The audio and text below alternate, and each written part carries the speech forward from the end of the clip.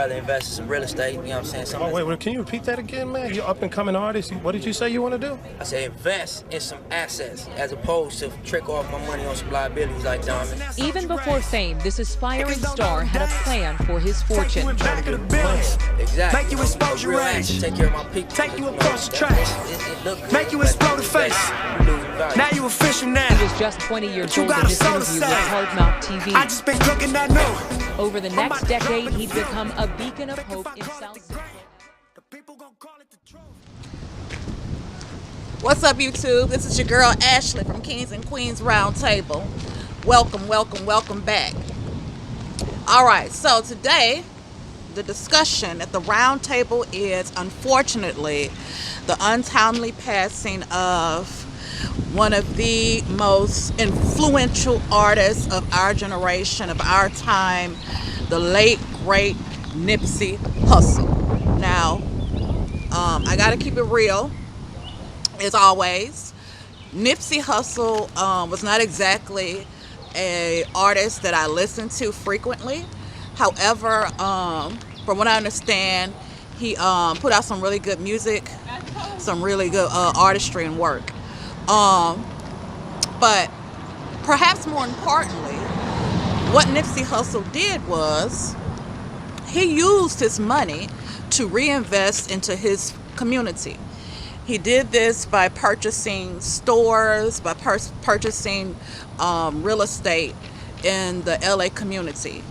Specifically, I think he was from, I'm not 100% sure, don't quote me on it, but I think he was from like the Crenshaw area. So he utilized the money that he made from his different business ventures, from his music, to start reinvesting back in his community by purchasing real estate. And in doing so, he was able to start businesses and hire people in his community to run those businesses. And so, you know, when you do that, you're able to start creating wealth, or at least create jobs for people in your community so that they are able to provide for their loved ones and their family without having to go out and hustle it in illegal ways by either selling drugs or worse. So that's what Nipsey Hussle was doing. And aside from reinvesting in his community, Nipsey appeared to be, we don't know any of these people personally. We can only say what we know based upon what we hear and what we see on television, through interviews, radios, interviews, television interviews, YouTube interviews, etc., etc. But based upon what we saw and heard, Nipsey appeared to be also a pretty good boyfriend / husband to his girl, which is really important, especially amongst blacks in the black community. It's good to see a black woman and a black man have a loving, consistent, supportive relationship. Aside from that, he also appeared to be a great father. Also very important. It's important that Nipsey appeared to be very good at business. He believed in reinvesting in his community.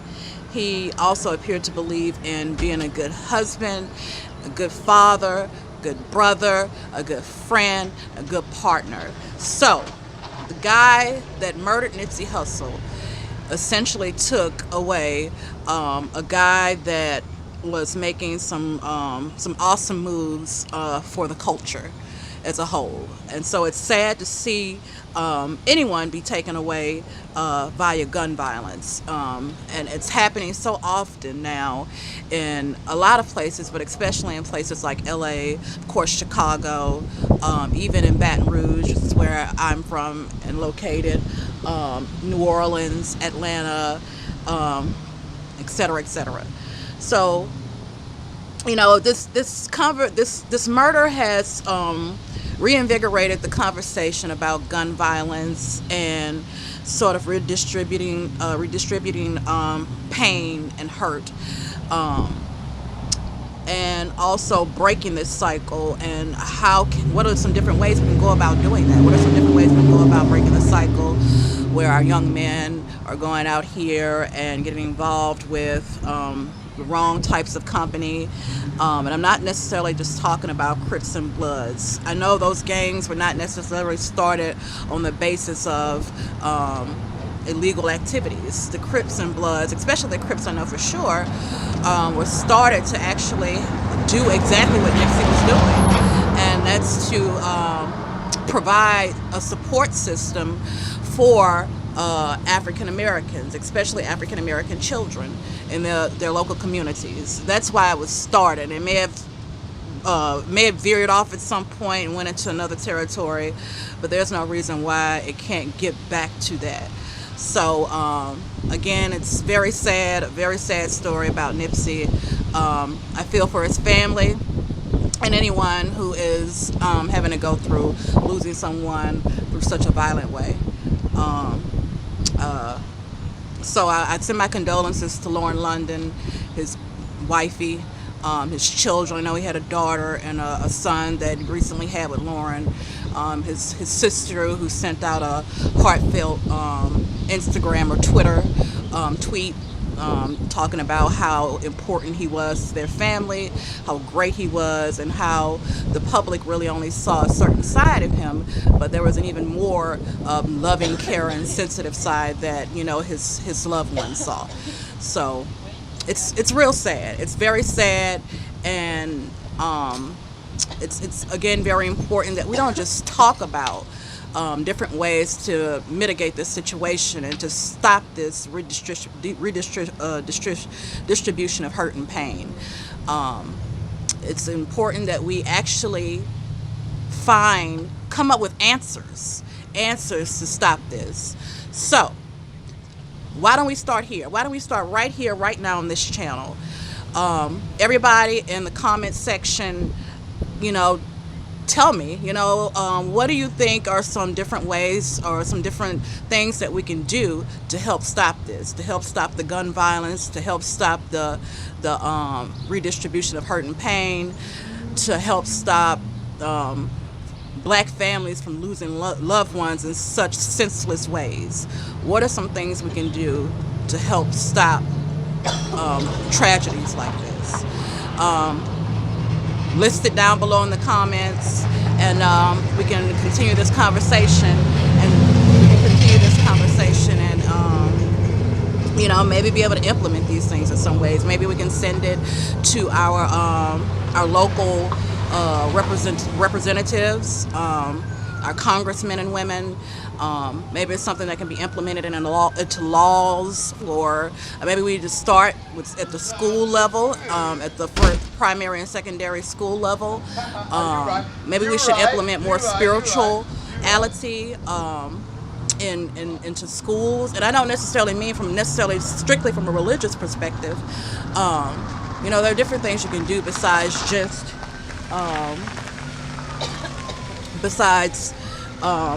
only using the Bible or any other type of religious book, and only implementing one type of religion into courses or programs at primary and secondary schools. You know, there's more to spirituality than that. You know, we need to perhaps start teaching our children again how to be compassionate, how to be loving, how to be understanding, how to be able to empathize.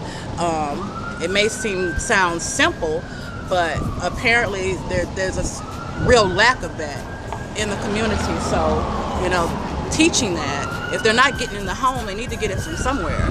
And a lot of them are not going to church anymore or any type of spiritual meetings. So what's wrong with bringing it back to the schools, which is a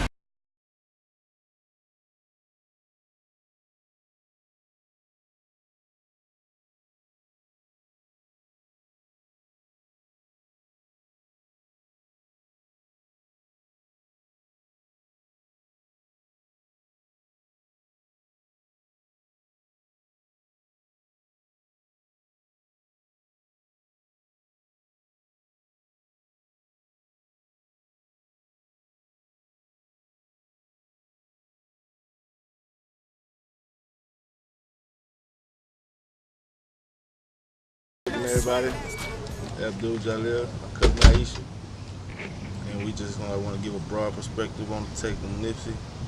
my take is that, you know, I used to jam his music a while, you know, cooling out and everything. And, you know, I hear he's done a lot for the community, you know. I didn't want to hear about his death or nothing like that, but my take on this is just decreasing. Everything gonna go as planned. Everything in this world already decreed, it's already set. All I say is I'm going out there. What up, man? About you, Isha? I would like to say, as far as all of us goes, the human race, because it's no color race. That's a crazy race to run. When we all human, we all stand up on 2 feet. You know, what I'd like to say is we should stop the envy, the hating to one another. You know, if somebody gets something, you should congratulate them, and you should want what they have for yourself. So you should be happy that they get it because they're part of your race. Absolutely. It doesn't matter. Material things doesn't make or break you if you're real. You know what I'm saying? If you just need those things to cover up some bull crap or whatever, or feel better about yourself, you know, it's and really y'all know why they said that the guy killed Nipsey, right? What they're saying that it's because Nipsey was telling him that apparently he was a snitch or something like that. They'd heard he was a snitch, and Nipsey told him he don't want him around his store. So the guy came back and shot him and killed him. So to me, that's on some egotistical pride shit, basically, right? And so he took that man's life because of that. So Nipsey felt that energy. He felt that energy.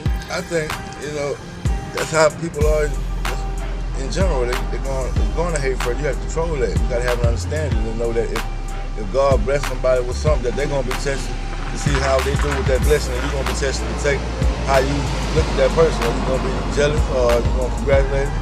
Or that person may be blessing you, but they're not going to bless you just the way you acting. Right. Somebody might pull up in a new car right now, and nobody might say, hey man, that's a new car. Because they're hating. You know that's a nice car. Right. You know, but they just don't want to say it. And the person that got the car just starting, you know, or maybe they just work hard and got it. But the thing is, it's all a test. Everything on this earth is a test. And you gotta realize that. Until we realize that this is gonna keep going on. Right. You know, every day living. You know, see me in the hood. I'm a barber. At 38 Barber. So if you want to get your hair cut, at 38 Street Barber. I had to get my promotion in. Go ahead, knock yourself out. By all means. Give yourself a shout out. We should compete in doing good deeds with each other. You know, right. Like, instead of competing on getting cars or something, or the best guns and glocks and sticks and sticks and dicks, like they say, you know, clip and all that. You know, that's cool. You know, I ain't mad at people for having their gun, because one day we might need them for a revolution or something, but at the same time, having a gun don't make you no man, you know. So a lot of people don't even know how to use a hammer unless they're on the tool with a gun. Because anybody can squeeze and pull a trigger and they don't know, you know. But who could tell somebody not to pull a trigger? You know, who can be real enough to say, hey man, that ain't right. You know, your mom, your dad, your kids gonna be out here without you. You gonna be in there, you know what I'm saying? You gonna get kudos and all that right now for drawing blood, but it's a blood sacrifice. That's all everybody doing anyway. Right. Trying to get stripes from the devil, from the jinn, just to get improving in this worldly life. You know, I used to be worldly, but now I'm more earthly. You know, down to earth. So I grind myself. Right. And really, if you think about it, the black race, we're truly all about negativity. Like, if someone was to tell someone of another race to describe our race, they would talk about how naughty our music is, our dance, what we're into. We drink, we smoke, we get down, nigga, we kill, you know, all that stuff is just not, it's really not what's up. Because if you think about it, we're really celebrating and making our culture devilish without even knowing it. Everybody, when they don't think of the devil worshippers no more. Because they want the money, they sell their soul for it. You know, because like I say, people like, just like love hip hop, people love drama. They're not gonna watch it unless it's something on there. Somebody breaking up, somebody cheating on somebody killed. That's what people like. They like mess. It's like somebody start fighting right now, the camera going on. People want to see that. Right. This is how we are. But who gonna have to understand to go there and break the fight up and say, man, y'all tripping, you know? Let's not fight each other. What's your fighting over? You know, it might be something silly. You know, you might lose your life over $5. Or somebody sleeping with somebody's woman. Which is, at the end of the day, you can't get mad at that, you know, because they chose to make that decision. Right. Life is about choices and decisions. And you have to be patient. Because if you move fast, you're going to do the wrong thing. Absolutely. You don't think about it. So if you can be patient, you'll have a better understanding. Like patience is a virtue. Just like I have to sit up here and wait on happen. You have to be patient on that. You know? Absolutely. Well, Aisha, AJ. Assalamu alaikum. Assalamu alaikum. We appreciate you guys' input on the Nipsey situation. Again, we give our condolences to Lauren, his wifey, and his kids, his whole family, and the entire, I believe it was from Crenshaw, the entire Crenshaw community. You guys lost a good one. And all praises go up. Yeah, because at the end of the day, we all just trying to get an understanding, you know. Because like right now, we like to say, all praise is due to Allah, man. Look at that. All the gangs, well, most of the gangs from LA, walking over the Nip spot right now. All praise is due to Allah. Wow. Wow. Wow.